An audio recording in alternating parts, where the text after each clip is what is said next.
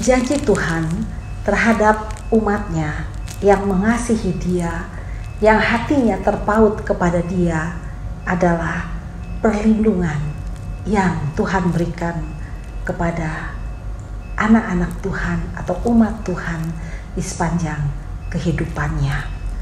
Dan bukan hanya perlindungan yang Tuhan janjikan kepada umatnya atau kepada anak-anaknya, tetapi juga janji Tuhan bagi anak-anak Tuhan yang hatinya terpaut kepada Dia, percaya kepada Dia. Pemulihan pun akan terjadi di dalam kehidupannya. Tuhan memiliki kuasa untuk memperbaharui kehidupan setiap anak-anak Tuhan yang percaya kepada Dia. Dan kemudian di sini kita lihat juga bahwa di dalam Yesaya 34 ayat 8 dikatakan bahwa malaikat Tuhan berkemah di sekeliling orang-orang yang takut akan Dia. Ya, ini adalah janji perlindungan Tuhan bagi anak-anak Tuhan yang memiliki hati yang percaya kepada Tuhan. Dan kemudian janji Tuhan juga adalah Tuhan mampu untuk memulihkan kehidupan anak-anaknya.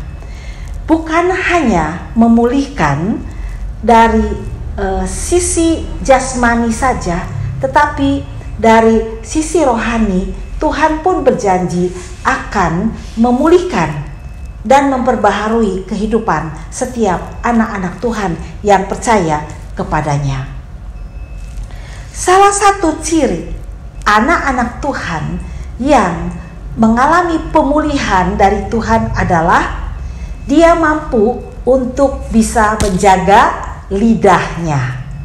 Dan itu adalah kemampuan yang Tuhan berikan bagi anak-anak Tuhan yang percaya kepada Dia dan sudah mengalami pemulihan yang dari Tuhan.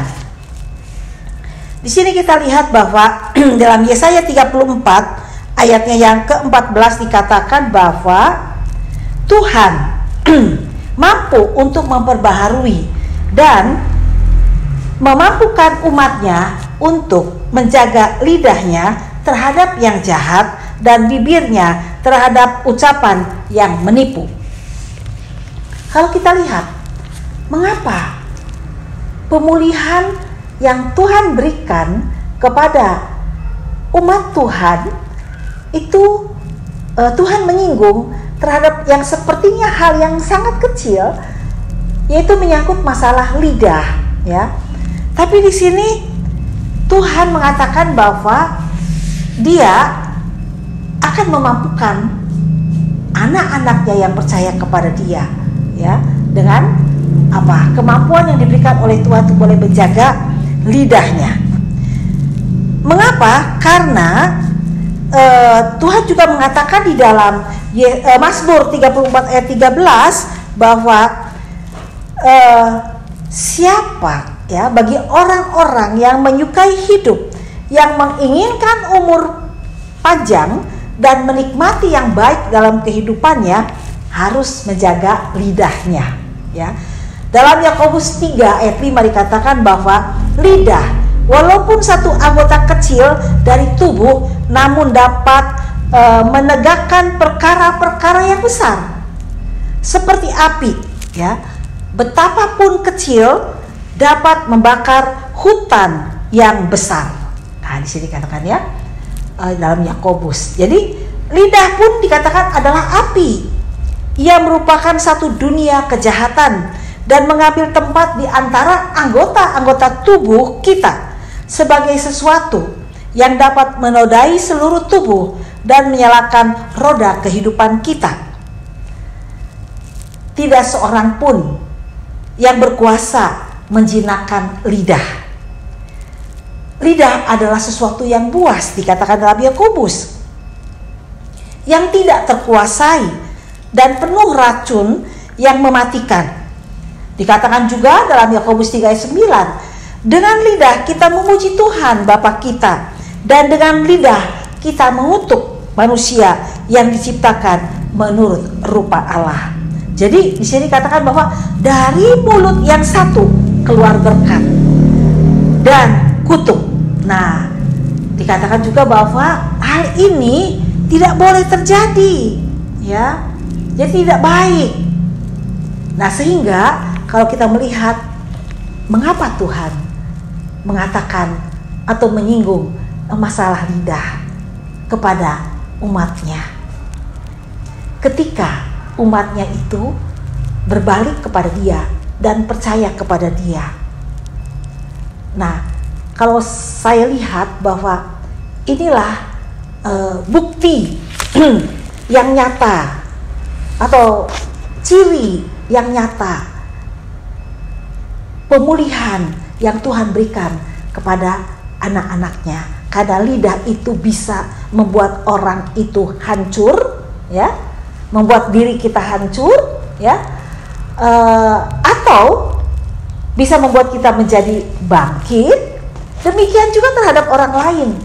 Kalau lidah kita pakai untuk hal-hal yang tidak baik, itu bisa menghancurkan orang lain hanya dengan perkataan sedikit saja. Tapi kalau kita memakai lidah kita dengan baik, walaupun perkataan itu hanya sedikit, tapi bisa membangkitkan semangat orang, itu bisa menjadi kebaikan bagi orang lain. Nah, karena itu Tuhan mengingatkan kepada anak-anaknya atau kepada umatnya, ketika berbalik kepada Tuhan, percaya kepada Tuhan, Tuhan bilang, aku akan melindungi engkau. Dan bukan hanya melindungi engkau, aku juga akan memulihkan kehidupanmu. Dan salah satu hal yang Tuhan pulihkan itu adalah cara kita menggunakan lidah kita. Dan mengapa itu penting? Karena Tuhan singgung, karena itu lidah walaupun kecil bisa membuat orang hidup, bisa juga membuat orang jadi mati, ya. Sehingga yang menjadi ciri sebetulnya pemulihan yang Tuhan berikan kepada setiap anak-anak Tuhan yang percaya kepada Dia adalah lidah yang terkendali atau lidah yang bisa dikendalikan, ya.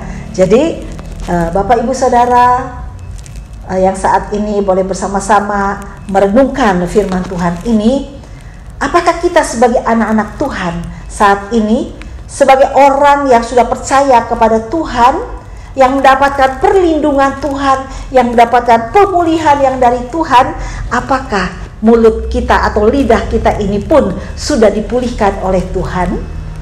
Kalau saat ini kita masih memakai lidah kita, ya, mulut kita untuk hal-hal yang tidak baik atau kurang baik, mari kita datang kepada Tuhan, meminta pertolongan Tuhan, meminta pemulihan Tuhan, supaya Tuhan memulihkan, memampukan kita untuk bisa memakai lidah kita, mulut kita untuk memperkatakan yang baik, yang bisa membangkitkan semangat orang, yang bisa membangun iman orang, ya.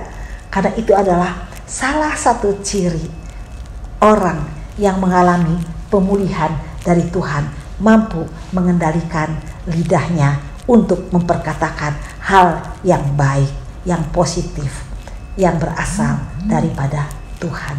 Amin. Mari kita berdoa.